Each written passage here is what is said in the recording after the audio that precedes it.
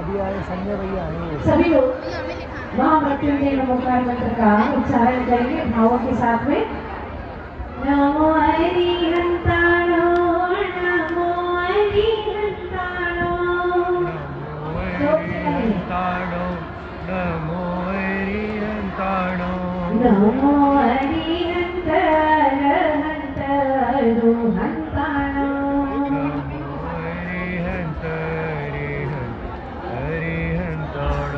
नमो सिद्धाणो नमो सिद्धाणो नमो सिद्धाणो नमो सिद्धाणो नमो सिद्ध प्रभु सिद्धाणो नमो सिद्ध प्रभु सिद्धाणो नमो आयरियाणो नमो आयरियाणो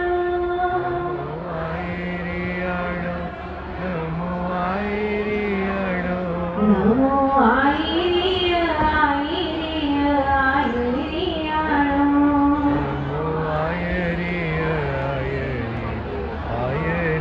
नमो वच्छायाणो नमो वच्छायाणो नमो वज्रायणो नमो वच्छायाणो वच्छायाणो वच्छायाणो नमो वज्रायणो नमो समसाहुणो समसाहुणो नमो सर्वसाहुणो नमो समसाहु समसाहु समसाहुणो नमो सर्वसाहु नमो गुरुमंगलो नमो गुरुमंगलो नमो गुरुमंगलो विद्या गुरु आज्ञामंगलो नमो विद्या गुरु आज्ञामंगलो। आदि तीर्थंकर श्री आदिनाथ भगवान की जय हो। श्री 24 तीर्थंकर भगवान की जय हो। दीक्षादाता आचार्य गुरुदेव श्री विद्यासागर जी महाराज की जय हो। पट्टाधीश आचार्य श्री समय सागर जी महाराज की पूज्य सौम्य समावी मुनिवर श्री सौम्य सागर जी महाराज की निश्चल सागर जी महामुनिवर की श्री आदि सागर जी महाराज की पंच कल्याणक महामहोत्सव की भगवान के तप कल्याणक महामहोत्सव की आत्मा पूर्णवती माता जी की समस्त आज्ञा संघ की।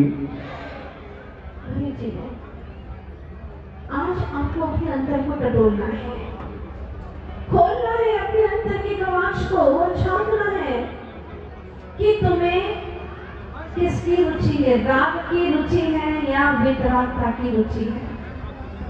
जागना है। जब यहाँ पर नाटक हो रहे थे, जब यहाँ पर नृत्य गान हो रहे थे, तो आपकी दृष्टि देह पर थी या फिर विदेह आत्मा पर थी? किस पर थी आपकी दृष्टि? ये बहुत अच्छा बोल रहे हैं, बहुत अच्छी एक्टिंग कर रहे हैं, ये बहुत अच्छे से नृत्य गान कर रहे हैं। अगर वहां दृष्टि है तो बहिर्मुखी दृष्टि है, और अगर इन सब के पार, तन के पार, मन के पार, चेतन के निकट, चेतन की ओर आपकी दृष्टि है तो आप अंतर्मुखी हैं। अंतर्मुखी सदा सुखी। और ये सिर्फ शब्द नहीं है, आपको टटोलना है अपने भीतर में कि तुम्हें किसका इंटरेस्ट है, किसकी रुचि है तुम्हें। अपनी बाह्य रुचि को अंतर रुचि की ओर प्रवर्तित कर लेना ही, राग से वैराग्य की ओर चले जाना ही दीक्षा है, तप कल्याण है, और यही मुक्ति का राजमार्ग है, ऐसा आचार्य भगवान कहते हैं। अगर मुक्ति पाना है, अपने वाक सुख को प्राप्त करना, आनंद सुख को पाना है जो कभी भी समाप्त न हो, सदा सुखमय जीवन रहे, तो उसके लिए आपको अंतर्मुखी होना जरूरी है। अब आप कहेंगे क्या करें, चाहते तो हम भी है, लेकिन ऐसा होता ही नहीं है। तो कौन है ये करने वाला और चाहने सुनने वाला अलग अलग है क्या? नहीं, मैं ही चाहने वाला, मैं ही ऐसे भाव करने वाला, सब कुछ मेरे पास में है, बस दृष्टि अंतर्मुख करना है। ऐसे माहौल में रहना है। क्या करें कि जिससे दृष्टि अंतर्मुख हो, ऐसे माहौल में रहे, ऐसे ही चर्चा करें, ऐसे ही वार्तालाप करें और ऐसा ही प्रवर्तन करें। फिर देखो हमारी दृष्टि अंतर्मुख हुए बिना नहीं रहेगी। आचार्य भगवत्पाद कुंद कुंद स्वामी समय सार जैसे महाग्रंथ राज में बहुत सुंदर गाथा कहते हैं जो आज से संबंधित है। रत्तो बंधति कम्मम मुंचति जीवो विराग संपन्नो एसो जिनोमदेशो धम्माकम्मे सुमारज। क्या उद्बोधन दिया कुंद कुंद स्वामी ने, अंतर्मुख होकर के जो उन्होंने अनुभव किया वही हम लोगों को दे दिया। उनका कहना है कि रत्तो बंधति कम्मम, जितना जितना राग करोगे उतना ही कर्मों का बंध होगा। राग कर्मों का बंध कराने वाला है। लेकिन आपको राग कितना अच्छा लगता है। कोई आपसे कहे कि मैं तुम्हें बहुत चाहता हूँ, जी जान से चाहता हूँ, तुम्हारी आंखें चौड़ी हो जाती है, तुम उसके प्रति अनुरागी हो जाती हो, तुम्हें लगता है यही मेरा संसार है, यही मेरा अपना है, और उसके प्रति वारी वारी जाऊं, ऐसा भाव आ जाता है जिसने तुमसे कहा कि मैं तुमसे राग करता हूं।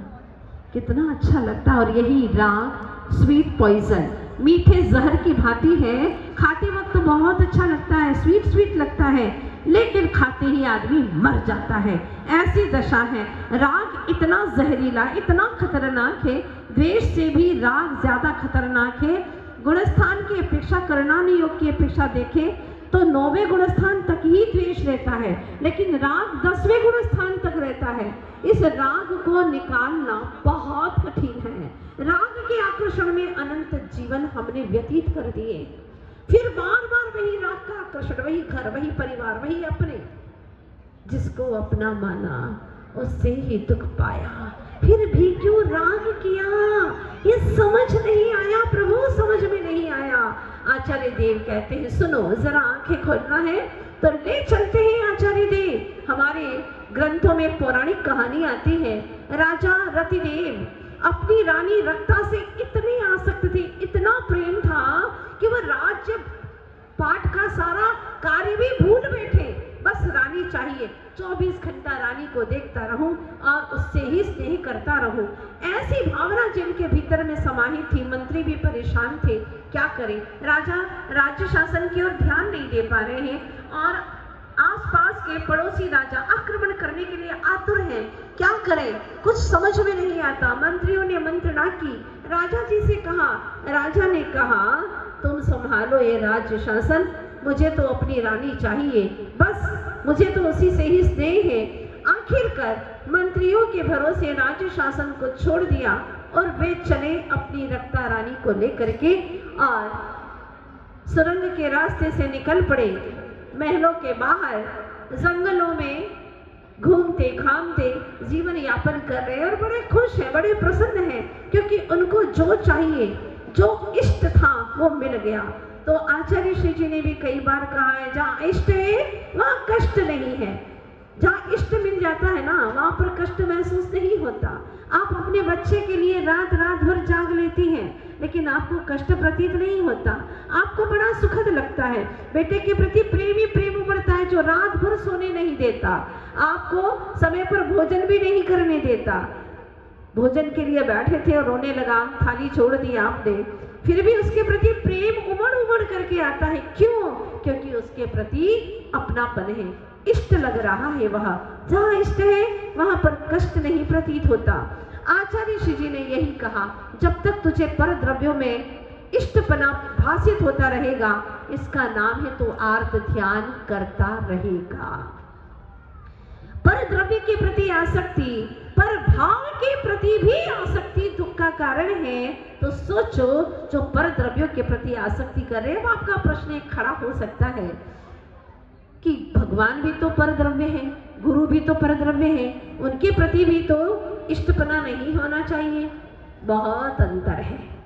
आचार्य जी ने लिखा है, एक विषय भोग का ग्रहण करने वाला और विषयों से अतीत वीतरागी की शरण ग्रहण करने वाला, दोनों में बहुत अंतर है। और लिखा है उन्होंने, प्रभात में भी लाली होती, संध्या में भी लाली है, एक जगाती एक सुलाती, कितने अंतर वाली है।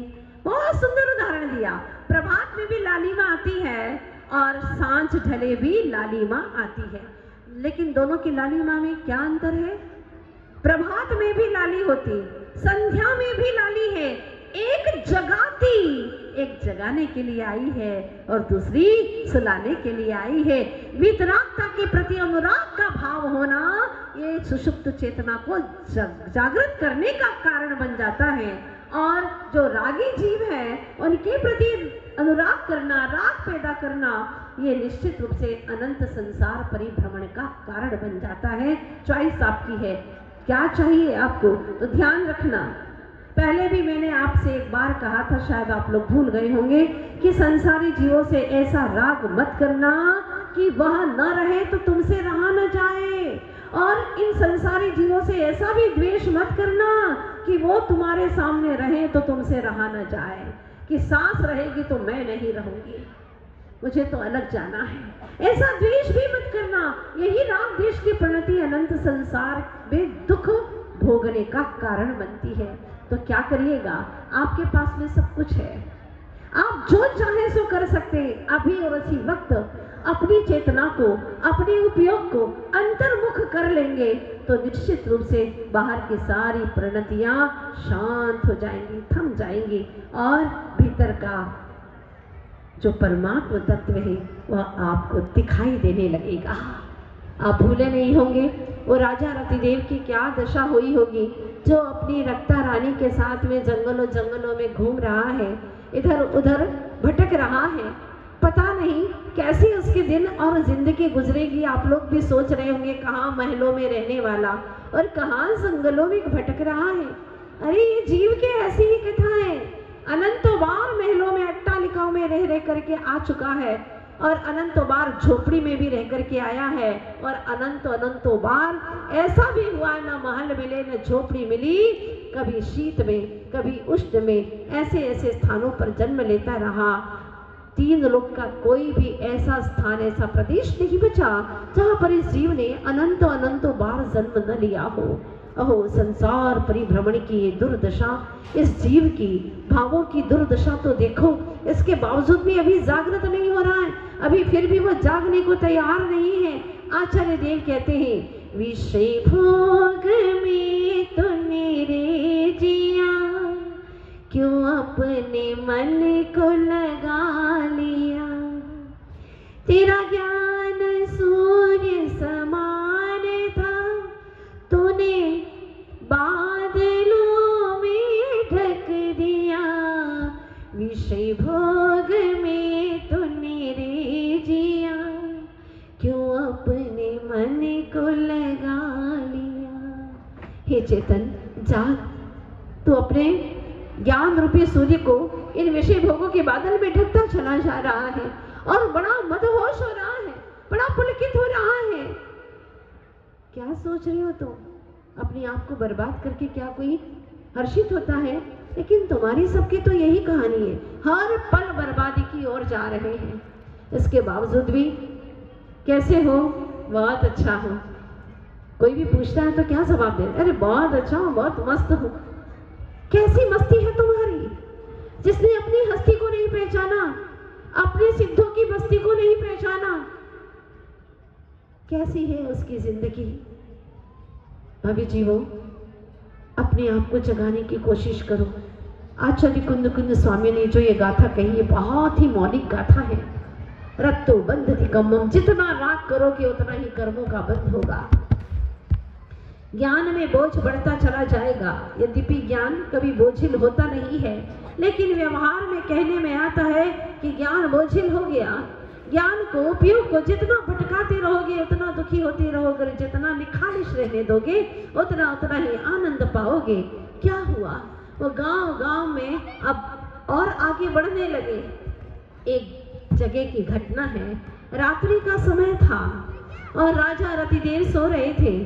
रानी रक्ता ने सुना एक मधुर लय में गाने वाला, मधुर स्वर में गाने वाला एक संगीत सुना, तो उसके मन में भाव आया कि जिसका संगीत इतना सुंदर है, विरह वेदना से भरा हुआ है, तो वो व्यक्ति कितना अच्छा होगा, मैं उससे मिलना चाहती हूँ। और भीतर ही भीतर में भाव पैदा हुए और वह आधी रात को ही उस व्यक्ति के पास पहुंच गई। उसने देखा, रूप तो बहुत सुंदर था और गायन का तो कहना ही क्या, लेकिन जब वो खड़ा हुआ तो उसने देखा कि वह कुबड़ा था। कोई बात नहीं, कामी न देखे जात जुगजात कहते हैं ना, न देह देखता है और न ही रूप देखता, कुछ नहीं देखता। कामी तो बस आसक्त हो गया तो हो गया। अब धीरे धीरे स्वर के प्रति इतनी आसक्त हुई रक्ता रानी, नाम जैसा था रक्ता वैसे ही हो गई आसक्ता। और वह राजा के बारे में सोचती कि अगर राजा ने जान लिया कि मैं उस गायक के प्रति आसक्त हूँ, वो निश्चित मुझे जीने नहीं देगा, मुझे मरवा डालेगा, तो क्यों ना वो मुझे मरवाए, इसके पहले मैं ही कुछ ऐसा षड्यंत्र करूं कि जिससे उसका जीवन ही समाप्त हो जाए। ध्यान दीजिएगा, जिसका मन पवित्र नहीं होता वो हमेशा षड्यंत्र करता रहता है, यंत्र मंत्र तंत्र की शरण में चला जाता है। पर ध्यान रखना, जिसका पुण्य प्रबल है उसको कोई मार नहीं सकता। बस एकाकी वह कर्म बांधता रहता है, कर्म बांधता रहता है। जब तक पुण्य का कवच मजबूत है तब तक उसको कोई मार नहीं सकता। देखते हैं आगे कहानी क्या कहती है। एक दिन की बात है, रानी ने कहा, राजन चलिए इस ऊंचे पहाड़ पर चलते हैं। ऊंचे पहाड़ पर राजा बड़ा प्रसन्न था। रानी कितनी प्रसन्नता से मुझे कह रही है, आगाह कर रही है, तो क्या ना इसके साथ में चलो। पहाड़ पर ऊपर ले जाती है और कहती है, स्वामी देखिए, मैं आज आपके लिए बहुत बड़ी फूलों की माला लेके आई हूँ। इस जंगल में मुझे कहीं धागा तो मिला ही नहीं, पर ये रस्सी मिल गई, तो रस्सी पे ही मैंने माला को गूंथ दिया है। आज मालूम है कौन सा दिन है? राजा ने कहा, मुझे तो नहीं मालूम आज कौन सा दिन है, मैं भूल रहा हूँ, याद कराओ। कराओ देवी, कराओ, कौन सा दिन है? क्या मेरा जन्मदिन है? नहीं नहीं, तुम्हारा जन्मदिन तो मुझे हमेशा याद रहता है। तो क्या मेरा जन्मदिन है? नहीं नहीं स्वामी, बिल्कुल नहीं। तो फिर आज कौन सा दिन है? तब रानी कहती है, स्वामी पहले आंख मूंद ले, फिर मैं बताऊंगी। और अट्टहास करती हुई, खिलखिला करके हंसती हुई कहती है, पहले मैं आपको ये माला पहनाऊंगी। और प्रेम से जैसे माला पहना रही हो, गले से लगा करके पैर तक सारे बंधन में डाल दिया। माला के बहाने उसने अपने राजा को पूरी तरह से बांध दिया, वेष्टित कर दिया और कहा, राजन आज बस अपना अंतिम दिन है हमारा और तुम्हारा। ऐसा कहकर के एक हंसी के साथ में जोर से राजा को धक्का दिया। उस पहाड़ से लुढ़कता हुआ राजा सीधा नदी में जा गिरा।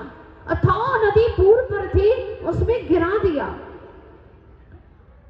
आप सोचिएगा ऐसे परिस्थिति में वह राजा क्या करता। पहले तो मन में विचार आया कि रानी ने मेरे प्रति षड्यंत्र किया है, लेकिन दूसरे क्षण ख्याल में आया कि मुनि भगवंत ने कहा था, गुरुदेव ने कहा था कि जब भी कभी संघर्ष के क्षण हो, जब तुम विकट परिस्थितियों में घिर जाओ, उन क्षणों में कभी भी किसी के प्रति दुर्भाव मत करना, बस भगवान का स्मरण करना। अगर उन विकट परिस्थितियों से बाहर निकलना है तो प्रभु ही मात्र एक शरण है और कोई दूसरा शरण नहीं। अगर औरों के बारे में गलत सोचोगे कि इसने मेरे लिए ऐसा किया वैसा किया, तो तुम्हारा कर्म और गाढ़ता से बंध जाएगा। छूटने का उपाय है मात्र एक यही, कि आपके पास में है इतना साहस, है इतनी भक्ति, है इतना तत्व का चिंतन कि आप उन परिस्थितियों में भी भगवान का स्मरण करते रहे, किसी को दोष न दें। आचार्य भगवान गुरुवर श्री विद्यासागर जी महाराज की ऐसी ही परम दृष्टि है। वो कभी पर को दोष नहीं देते, वो स्वयं के कर्मों को ही दोष देते हैं, इसीलिए सदा विजयी रहते हैं। हमेशा बिजी रहते। एक घटना आपको आचार्य भगवान की बताती हूँ। जब आचार्य श्री जी उड़ीसा की ओर विहार कर रहे थे तो वहाँ के कुछ धर्म विरोधी लोगों ने जैसे ही देखा कि यहाँ पर एक नग्न साधु आए हैं, आज उनको घेराबंदी करना है और उनके ऊपर घोर उपसर्ग करना है, जीवन ही खत्म कर देना है, ये विचार करके साथ में कुछ 10-15 लोग भी थे आचार्य जी के। तो क्या हुआ कि जब ये देखा उन्होंने कि साथ में 10-15 ही लोग हैं, अच्छा मौका है, लगभग 400-500 लोग खुले हथियार लेकर के वहां पर मारने के लिए आ गए और आचार्य जी कमरे में विराजमान थे।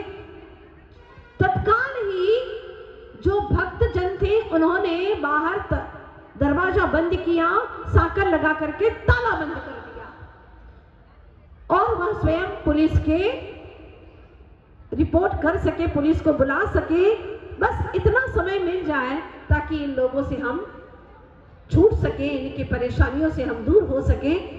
बस ऐसा विचार करके बाहर ताला लगा दिया। आचार्य जी को पता चला कि बाहर में कुछ धर्म विरोधी लोग खड़े हैं, पर आचार्य जी के अंदर कोई उनके प्रति विरोध की भावना नहीं है। देखिएगा उनके भीतर में जो वात्सल्य की भावना थी वो कितना बड़ा ढाल का कार्य कर रही थी कि 500 लोग हथियार लेकर के खड़े हैं। इसके बावजूद भी आचार्य जी ने जो भक्त लोग थे उनसे कहा ताला खोल दीजिए। लोगों ने कहा नहीं आचार्य जी थोड़ी सी देर रुक जाइए, बस थोड़ी सी देर रुक जाइए। लेकिन आचार्य जी को विश्वास था क्या पुलिस करेगी और क्या ये लोग हमारा बाल विवाह का कर सकते हैं। उनको अपनी पिछी पर विश्वास था, उन्हें अपनी दीक्षा पर विश्वास था। आचार्य जी ने कहा कि ये दरवाजा खोलना होगा। जब कड़क भाषा में बोला तो लोगों ने दरवाजा खोला और आचार्य जी ने क्या किया, सब लोग मेरे पीछे रहोगे। सबसे पहले आगे आचार्य जी, इसके पीछे मुनिराजों से कहा कि तुम सब मेरे पीछे रहोगे और इसके पीछे सारे श्रावक। आचार्य जी अकेले आगे पिछी लेकर के बाहर निकले, सारे लोग शस्त्र लेकर के खड़े हैं।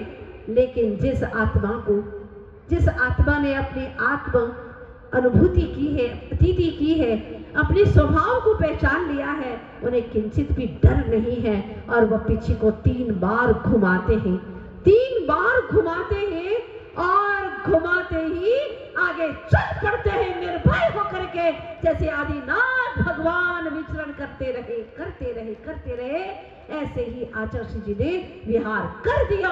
सारे के सारे लोग आजू बाजू हो गए, शस्त्र लिए थे सब आजू बाजू हो गए और उनकी दिव्य छवि को देखते रहे। वो सिर्फ प्रताप था, उनके भीतर की वात्सल्य भावना का, उनके भीतर में करुणा भावना का, उनके भीतर के तत्व ज्ञान और रत्नत्रय का ऐसा प्रभाव था कि सारे के सारे लोग शांत हो गए और आचार्य भगवान का विहार हो गया। इतने में पुलिस भी आ गई। आचार्य जी ने कहा आप कुछ भी मत करिएगा, ये बेचारे अनजान हैं, इनको कुछ मालूम नहीं है और उन्होंने कुछ किया भी नहीं है, बस वो तो स्वागत सम्मान करने के लिए आए थे।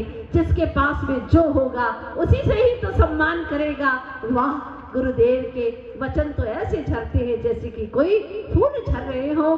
और पीछे का कमाल देखिएगा, एक दीक्षा लेने वाले महान संत, यानी कि पीछे का कमाल के पीछे के घुमाने मात्र से सारे लोग घूम गए और उनके विचार बदल गए।